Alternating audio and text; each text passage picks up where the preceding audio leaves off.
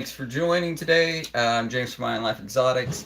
For the last 3 weeks, I've said, hey, next week I'll do a box. One of the viewers wanted to see, Ben, wanted to see how I ship my animals out, what that looks like.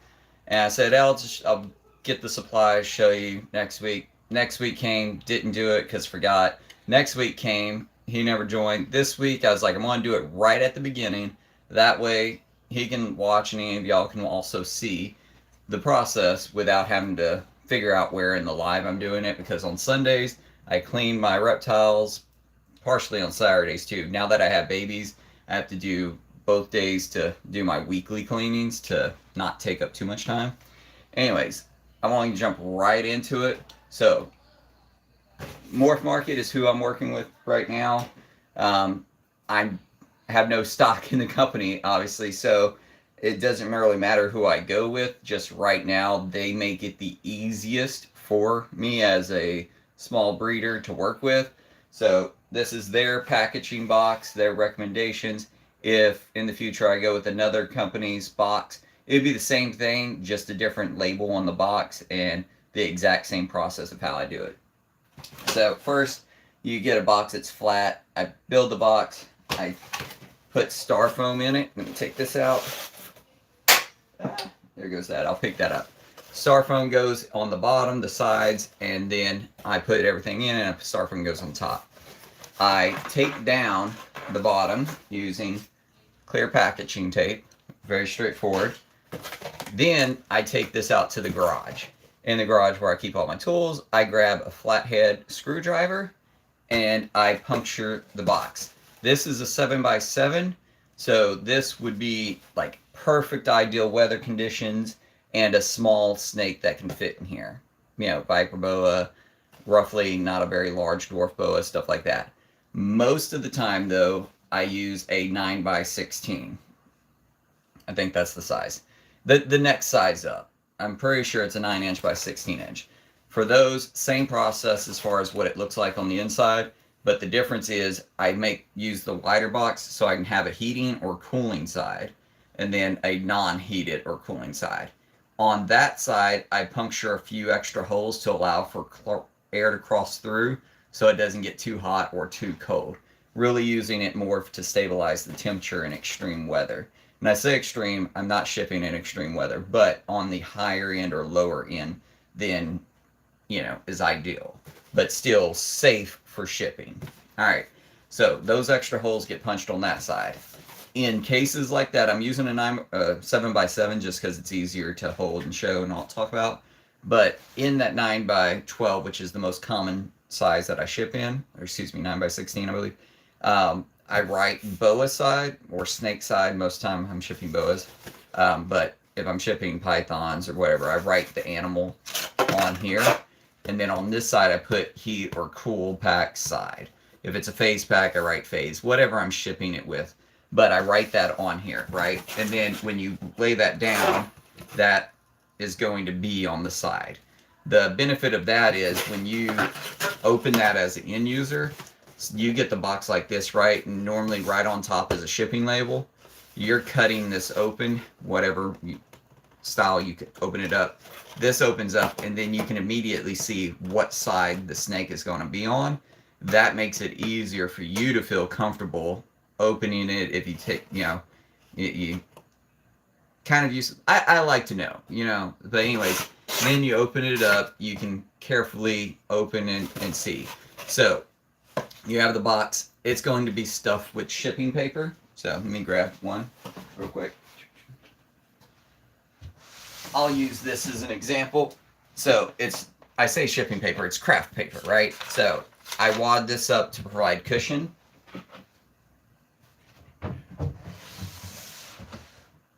Put that back. So I wad that up, make cushion on the bottom, on the sides, on the top, and I make sure that the airflow is not being blocked by that. Now, the airflow, if I say this is the wall, there's the hole. The paper can be up on here, but I make sure to crinkle it to the point where it's not shoved up against the hole, blocking it. So I do that. Then the snake goes on top of the bottom cushion, and then after it's all loaded, I put additional cushion, And then one thing I do with my heat or cool packs, the way that I package the paper kind of prevents the snake from getting all the way over to that side.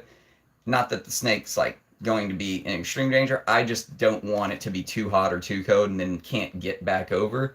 So I kind of create a little barrier there with the paper and ensure that I stuff it good enough that they can't be completely on that hot or cool pack. If it's a phase pack, I don't actually attach it to the top. So for the hot and cool packs, the top styrofoam that goes right here, I tape it to that side so it stays stationary. For the phase pack, I actually place it along the side there because the phase pack, what that does is it maintains a temperature that's balanced. So it's not hot or cold, it just kind of stabilizes temperature, and that ensures a safer transit, right? In case it's going to Indianapolis and it's cold for a couple hours, this will help maintain it without it being hot in, Texas, for example, where I'm from. Then on the outside of the package, right now I'm using Morph Market, so they print on here, but if they didn't, I'd also put it there. I'm going to put the tracking number in case something happens to the shipping label on top.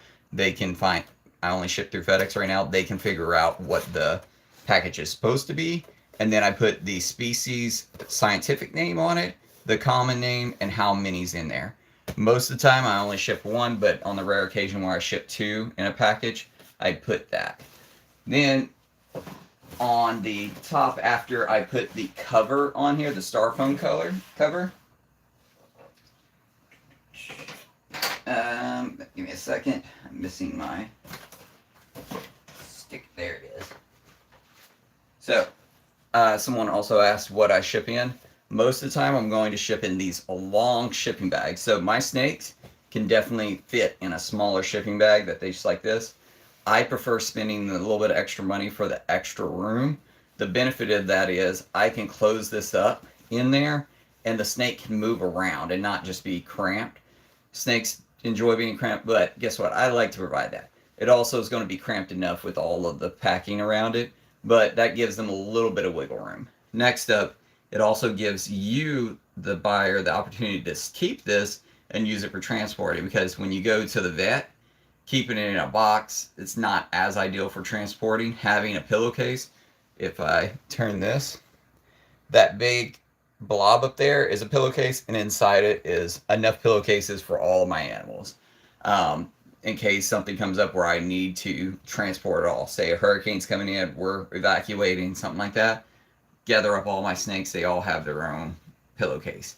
But in the case you don't want to buy pillowcases because they are not cheap, this shipping bag should be good for use for several times. Now, I'm not saying how long because I don't manufacture these. I don't use them much. But when I did, realize, hey, I need to be able to transport my snakes, before I actually bought all the pillowcases of good quality, I just reused the ones that they came in.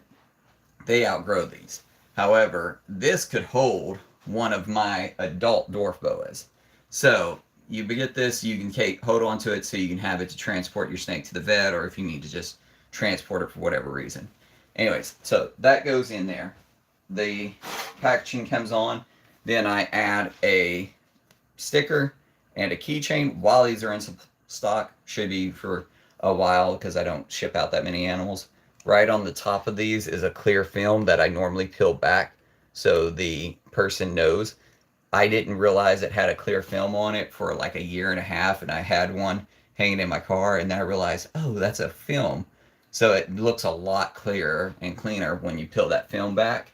So anyways, I pre-peel it just the edge there so people can see that. But I ship it with this, and I do have one more sticker for a mobile app I created called Reptile Reference. I don't think you can get that anymore because I haven't kept up with the API versions for Android, but I have it on my phone as a developer, direct import versus store download. I made it for me. So what I can do is look at my temperatures that I need for each of the different species. I'm trying to get down to smaller numbers so I actually don't need it because I can remember. But when I had a large number of species and stuff, that's easy for me to work with. I can pull up my phone and say, hey, what's the normal, the range, temperature, stuff like that, without additional lookup. Let's see. After I put that in, the next thing goes in is a second, uh, what's it called? Shipping label. I'm like, it's coming to me. I put in the shipping label, so they have one on top that's attached to the box, but inside the box there's another shipping label. Then on top of that shipping label paperwork I provide is another Lacey's Act. So explaining how many snakes are in the box, what the species is, what the common name is, all of that goes in. The very top is just a warning saying harmless reptile, right? A lot of people out there, if you're watching this, you're probably not one of them, but you may be, that's not familiar with reptiles. There's venomous, there's non-venomous. There's dangerous snakes, there's non-dangerous snakes, right? So this is just saying this is a harmless animal, no reason to panic if you're opening the box for an inspection. Typically you would know that because the outside is clearly identified that there's an animal in it, but in case, they aren't paying attention and they're inspecting it for whatever reason, clearly identify this is a harmless species. Do not, get crazy with it. It's an animal, it's a pet, So that all goes in there. I close it up, like I mentioned, with marking the BOA or heat or code side, and basically have that there. I actually don't tape it up until I get to FedEx because I like to ensure normal airflow comes into the box before shipping, and it gives me one last chance. So I have it all packaged like this, basically, with the lid open.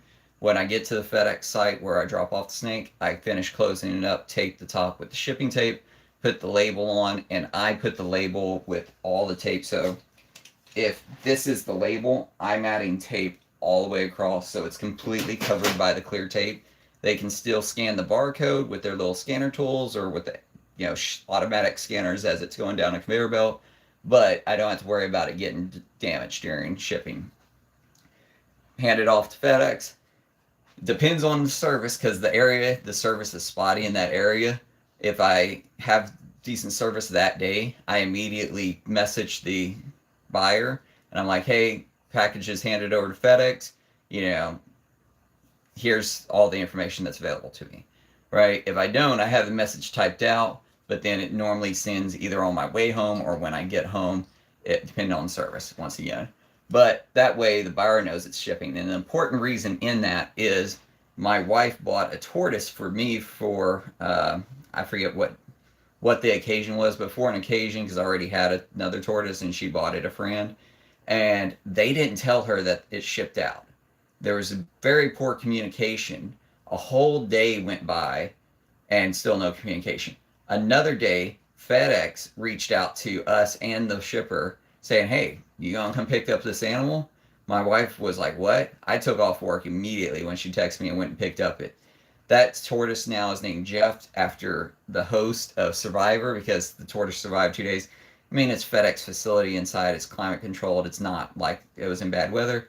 But still, it survived. And I was like, all right, its name's going to be Jeff. Anyways, because of that, I make sure I message the seller, the buyer, the day that I'm shipping out, the day before, and when we plan it. So normally it's a week prior. But in case it's been like bad weather and we had to reschedule, that week prior, I'm still saying, hey, are you good for picking up this day from the facility? And then the day before I'm like planning all of my shipping, hey, are you good? And then once again, when I drop off the animal is now with them. It'll be ready to pick up by this time. I've had one incident where FedEx actually had an issue in their shipping and it was the next day. Snake was fine, snake was good, which is great. But the only one time was it like, hey, you're going to be ready for the next day. And then FedEx messed up. So I'm like, hey, are you going to be able to make it for that next day to pick up, right? Because it's a living animal. I don't like my animals staying anywhere besides where they're supposed to be. But that the buyer was able to pick it up, no problem. But that all said, I communicate very well because I don't want one of my buyers to have that same experience I had where your animal, right? It's the other person's animal. Technically, they bred it, well, whatever, right? Bred or imported, whatever the case may be. But to me, you would think they would be more, I don't know the right word, but feel more emotions towards making sure that animal was cared for. And in that case, it's kind of like, I guess they didn't care. Or maybe it skipped their mind or something. I don't know what happened. Either way, I'm not going to be that person. I want to make sure that we're communicating. When that snake's available the next day, it's normally around 10-ish my time. I'm like, hey, I go check, make sure it's available. If it is, I'm like, hey, this snake's available. So most of the time, the buyer is already there, ready to pick it up. But sometimes we're like, okay, I'm an hour out or whatever, right? But that communication is being had. So that all said, that's how I ship my animals. That's how I package them. If you have any additional questions on that, put them in the comments after I post this, or if you're live right now, you can ask the questions. But if you're watching this later when this goes on as a video you can watch, put it in the comments and I'll answer. That being said, today is my cleaning day. So let me put all this up. This I'm putting over by the door because I actually keep all my shipping stuff upstairs in my office. Someday it'll make it down here, with the exception of this big box right here. That is very large boxes for adult animals. I still have to downsize 6-ish snakes, 4 to 6. I haven't decided how many, but 2 pairs, 2 to 3 pairs I'm going to downsize. So I still need these very large boxes because they're very large. Anyways, all my other normal shipping supplies is upstairs in my office. So I'll put that there. On Sundays, I do cleanings, and Saturdays I do cleanings. So Saturday, I cleaned all of my adult tubs. Sort of adults. Only Luna, my Hog Island, is still in there. She's actually moving in here today on live. So if you want to see her get moved over, stay on or come back. The Viper Boas, they are juveniles, early subadults, you know. By the next time I breed will be 2027 winter. If I still have them, I'll be breeding them. At least one of them. And then the next one I'll breed the next year for Gen 2. They're all captive born bred. And then right about here is my last blackhead from 2024. But most of the time it's just my babies in the racks. All of my adults are over here. I cleaned everybody except for this rack right in front of me, which I'll show off in a few seconds, and the bottom one down here, and then my living room. So that being said, I only have a portion left, plus all my babies from my Cocker K's. So I'm going to get to cleaning. If you have any questions, put them in the comments. I'm going to check every 3-ish minutes, give or take, while I'm cleaning. And I'm going to put the camera on some snakes so y'all can watch while I'm cleaning. You can watch some snakes. And if I have anything come up, I'll go ahead and put those on there. Those are covers I'm actually probably going to cut today. But you can see Kim right there resting. But I'm going to show off Latte, my dwarf Burmese python, who is chilling in somewhat light. And I need to do some cleaning in there when I get to her. So, y'all can check her out, and I'm going to get to cleaning.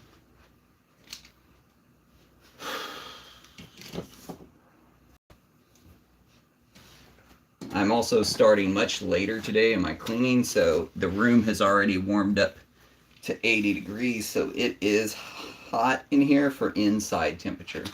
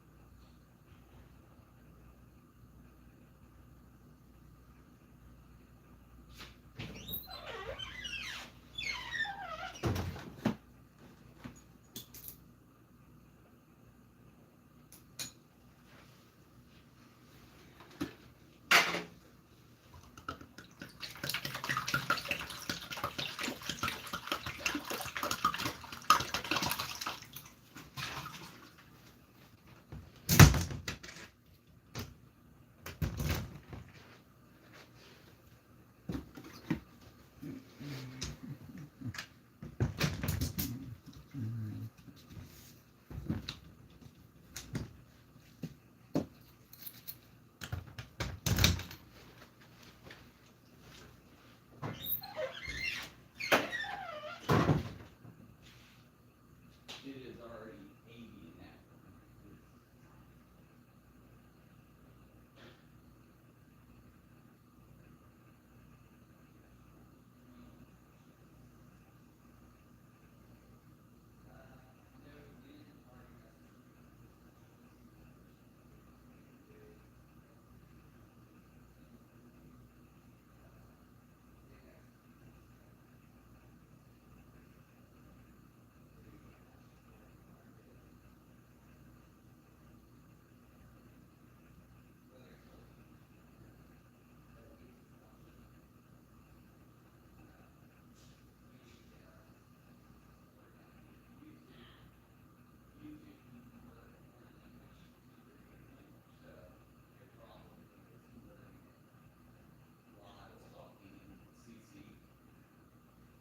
Yeah, I've watched a few foreign YouTubes and saw that, and I was like, I don't want to hear that, so I don't watch it for long. Normally, it's the Hawaii videos.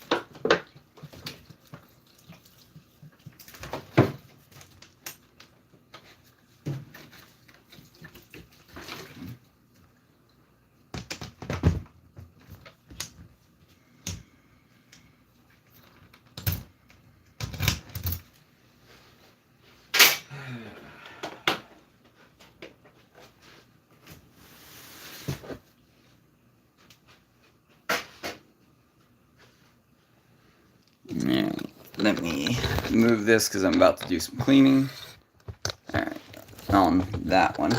So that was Latte, my female dwarf berm. Down here, let me see if I can get him in focus while I'm cleaning the other ones. It's kind of reflective and he's hiding underneath the log back that direction.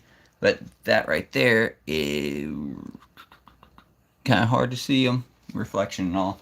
Java, let me find a different snake that you can more easily see. See if y'all can see Neptune. Neptune is my axanthic black-headed python. He is starting his shed cycle, actually, so not as clean as he normally looks, but that's alright because it gives me the opportunity to take him out and show him off in his best skin in a couple weeks. On Friday he's eating, so I'm not going to show next week, but the week after.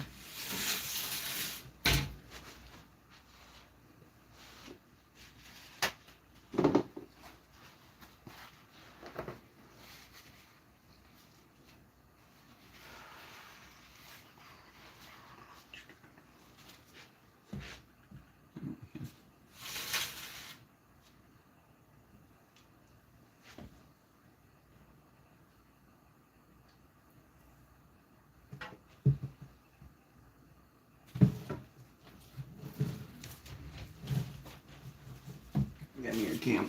Alright. This here is Kim. Let me turn the camera around. Also exciting news. I bought a new phone finally. After 6 years, 5 years, something like that. So, sorry, it's hard to adjust this.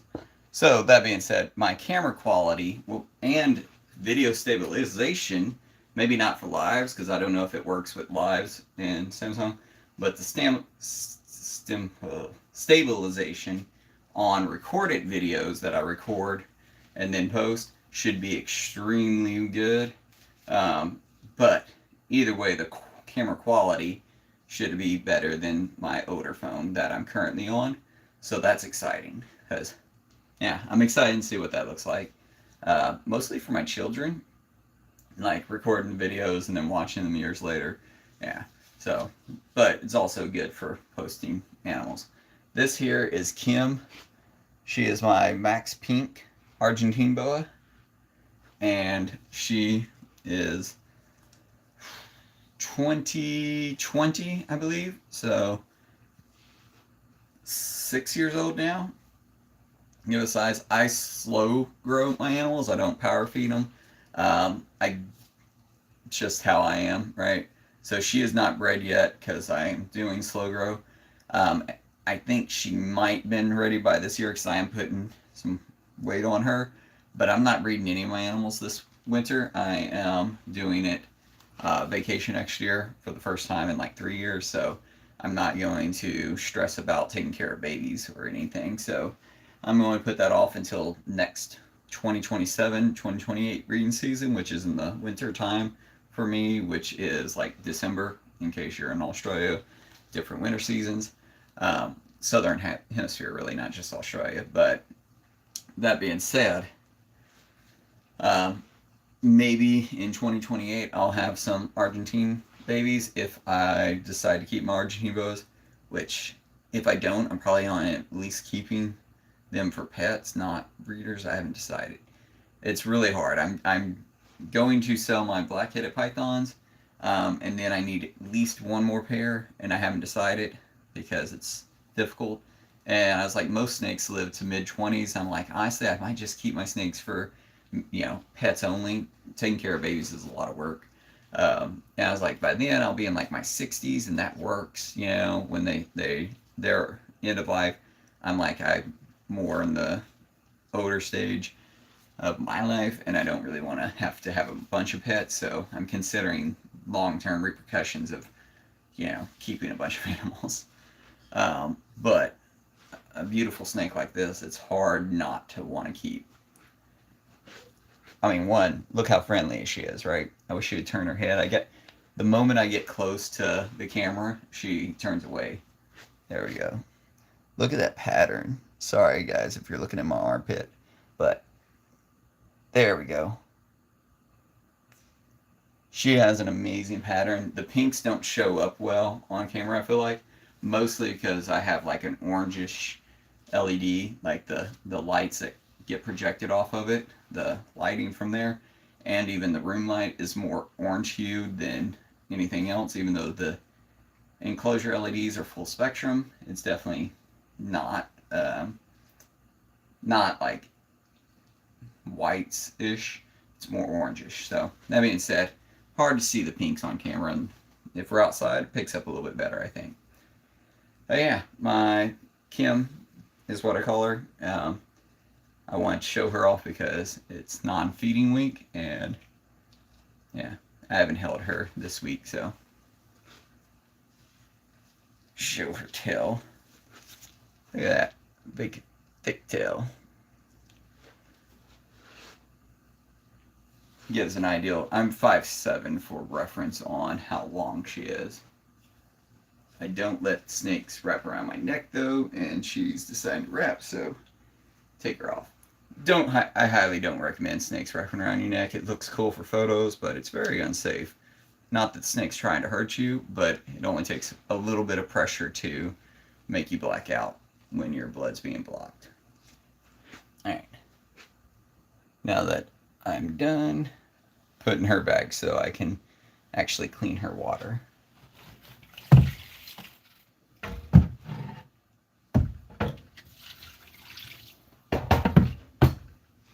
Alright, put her up. It is about 80 degrees in here. Am I glistening? A little bit. I'm gonna put you back on Neptune so y'all can watch him while I doing the boring work of cleaning waters. Sorry guys, trying to get this camera at the right height. There you go.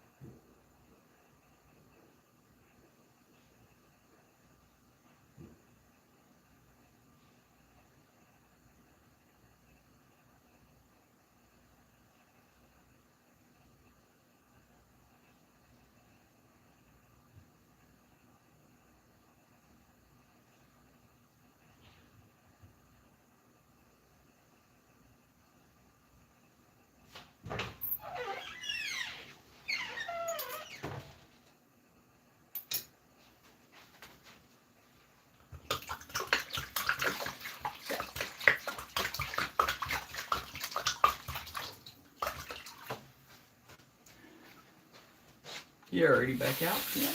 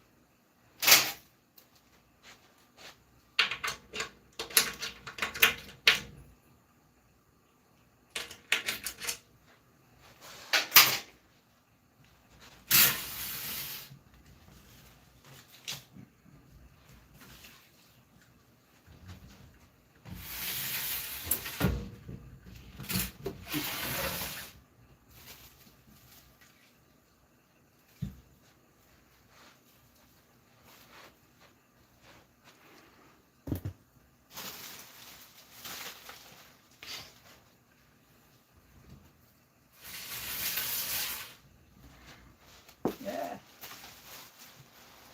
Ew. Pretty good. Ah, there it is. Drop the urate on the floor while cleaning.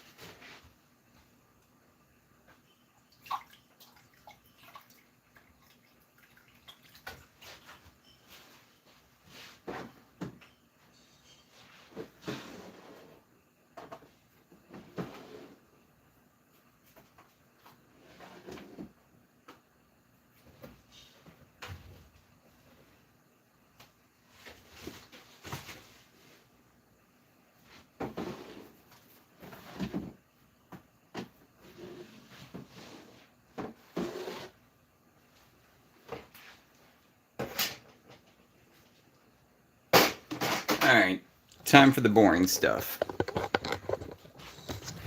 So, now you're just going to watch me clean.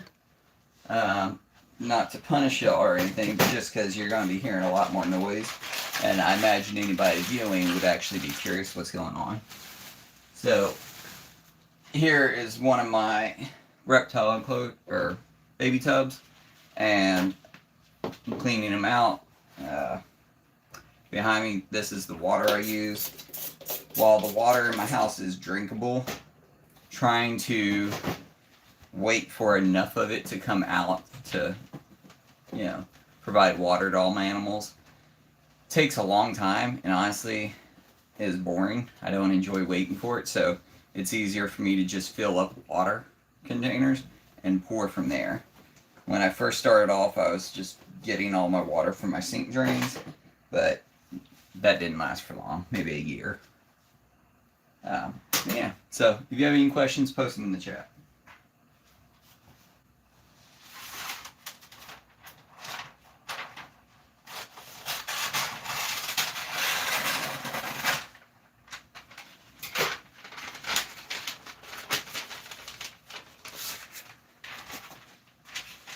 That is too small.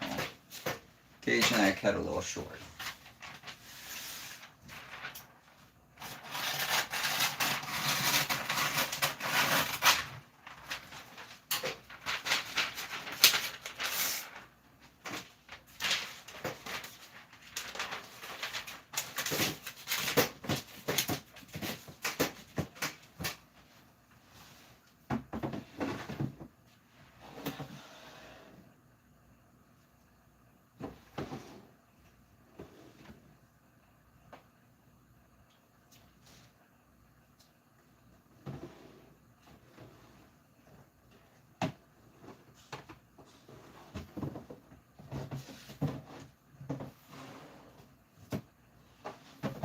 When I disappear off camera, it's because I'm washing the dishes.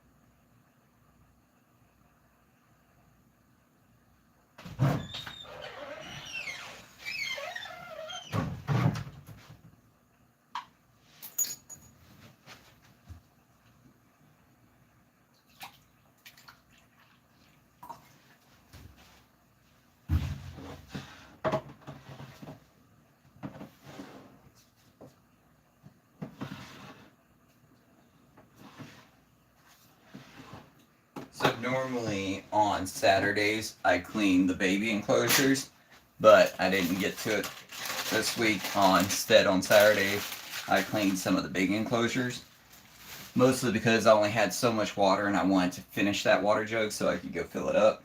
So it's quicker to fill it up using the big water jug, or like filling up the water containers for the big snakes than it is the baby ones. This here is a F10 solution. In case you're curious what I'm using for cleaning.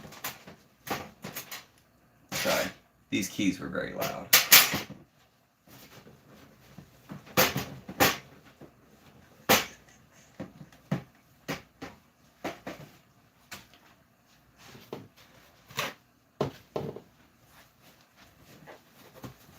This is the work that when people look at selling snakes and buying snakes and all that, this is the unseen effort that goes into it.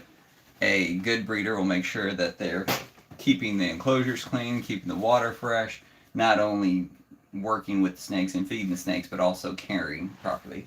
So a lot of effort goes into breeding snakes that doesn't get thought about beforehand.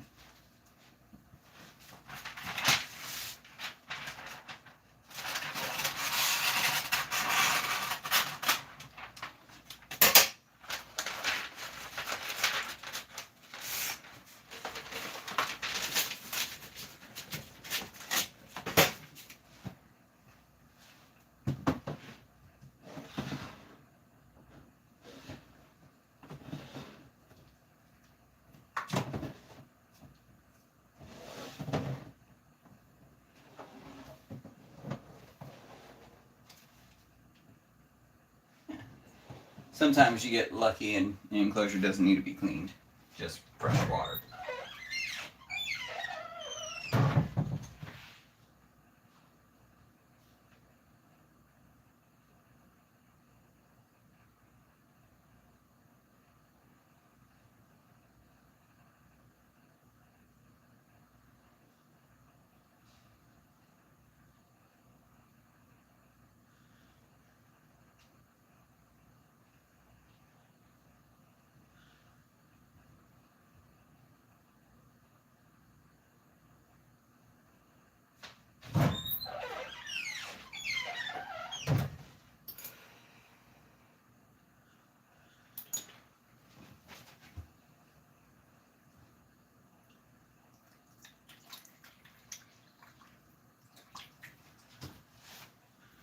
These are dwarf cocker boas.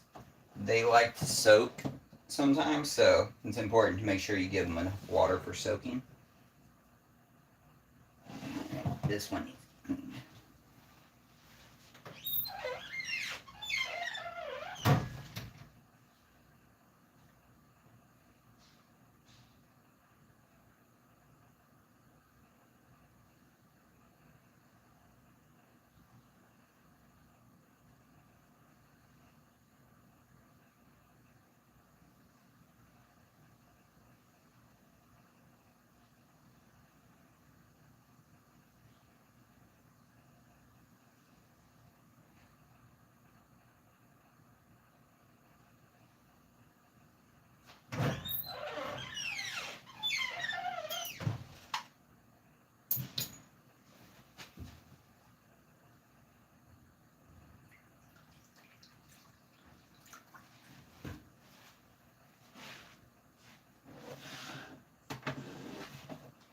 And these are all the same species and it's from the same parents. That's why you'll see me putting them in the same enclosure while I'm cleaning out their others. So this is my shared holding bin. It only gets cleaned once per cleaning. So like once I'm done with all of them, this one will get cleaned.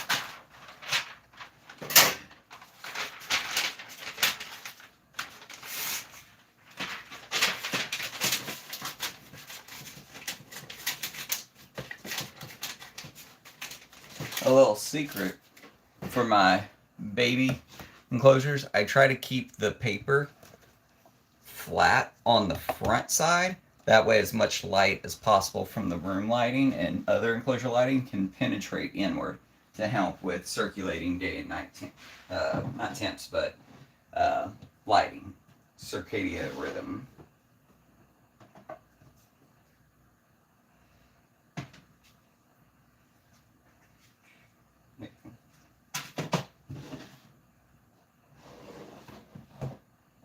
What happened? There it is.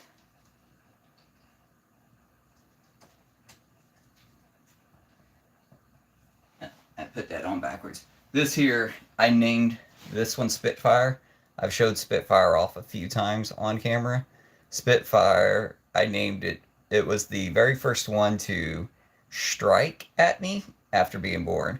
So I'm like, not that I like getting hurt, right? But babies aren't going to hurt you. But seeing the natural reactions in snakes, it's healthy, right? Like a baby snake in the wild should strike. It should try to make other creatures like ourselves, which are predators, run away.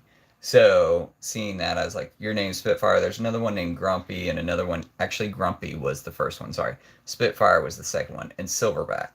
I have another one which my wife named.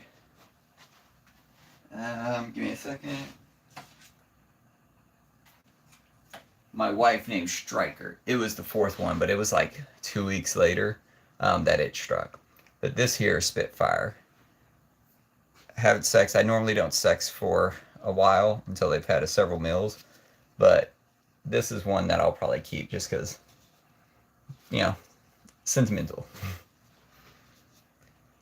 Yeah, this Spitfire. Cocker K boas are so cool. I love how dark they are and their distinct pattern. I mean, it's kind of normal pattern for BCI, but I really like them. And they're very dark and gray.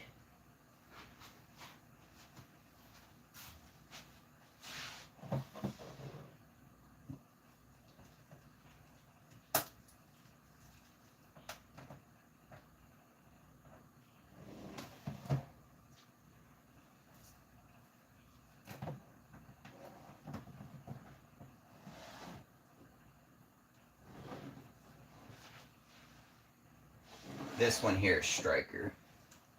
Doesn't need to be cleaned.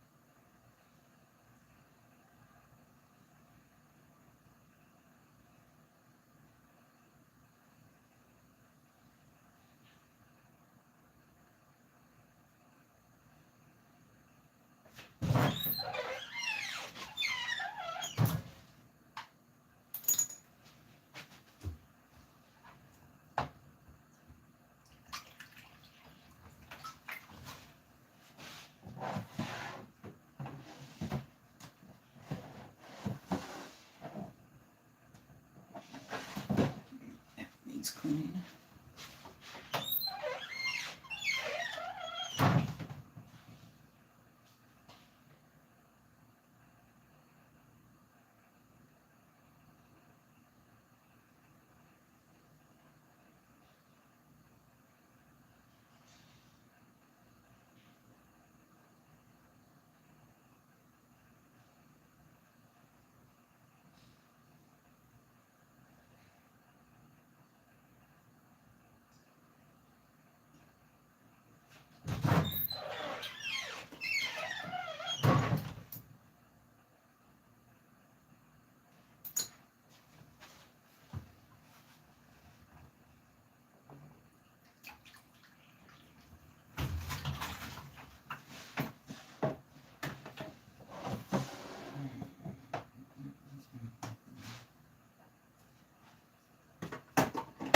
This one I have not named, but I have to clean its enclosure, so I figure I'd take it out. Once again, if you're just now tuning in, this is Cocker K boa, so dwarf boa, BCI, or BI. And the scientific name supposedly changed a couple years ago, which still has. I've seen reference both, but boa imperator is no longer under the boa constrictor, supposedly. Now, I'll read more into it eventually. Yeah. Beautiful. Beautiful. Nope, go inside. Just because I haven't named it doesn't mean it's not a great snake. It hasn't struck at me, very friendly.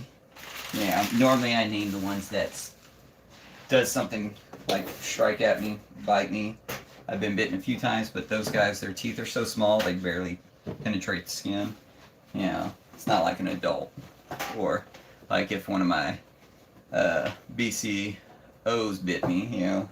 I actually haven't been bit by them yet, but they strike all the time at the glass. But very friendly once you take them out. But also they're just bigger, so you know, bigger snakes have bigger teeth.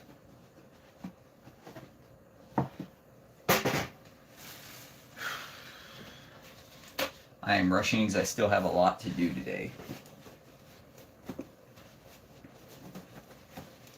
And unfortunately, a lot of it is outside, and it's like 90s. Yesterday it got above 100, which isn't uncommon in Texas, but this year has been fairly nice. You know, we've had only a few weeks of extreme temps.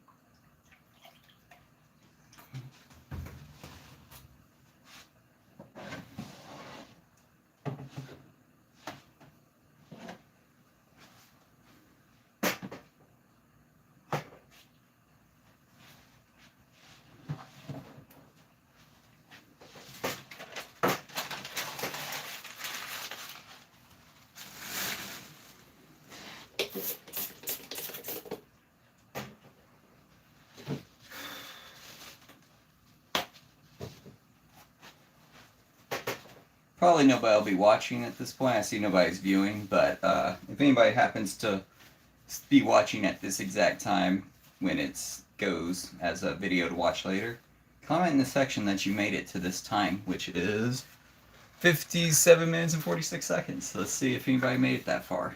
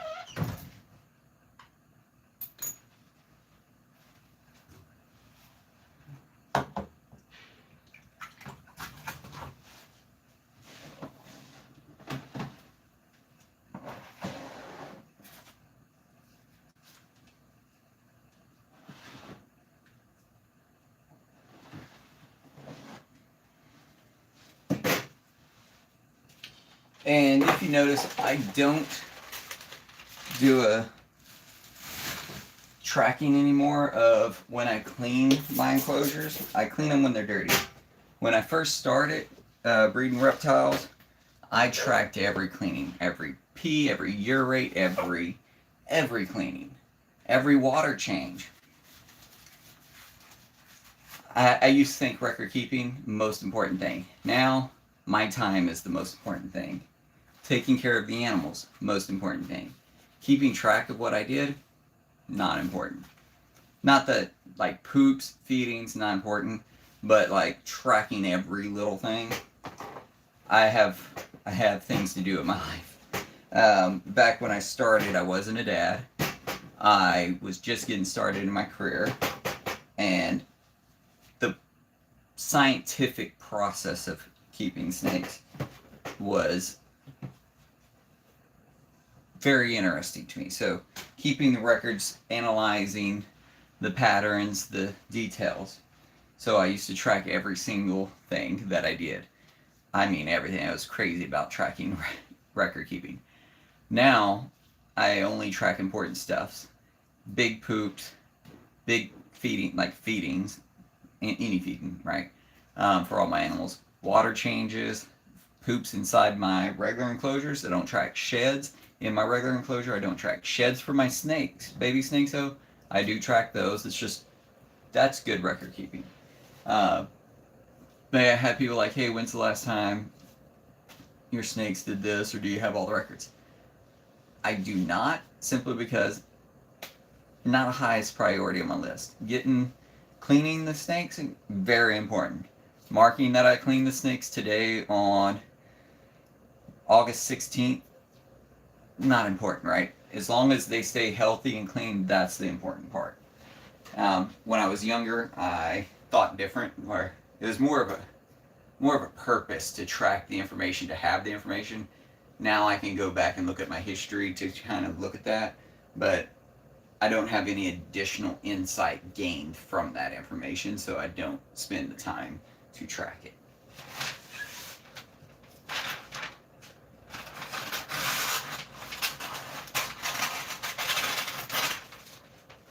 And I think insights into care is a big reason of why you want to record keep, is so you can gain those insights. But once you have them, you don't have to keep doing it. You know, I track medical notes, things like that, but the routine stuff, not as much.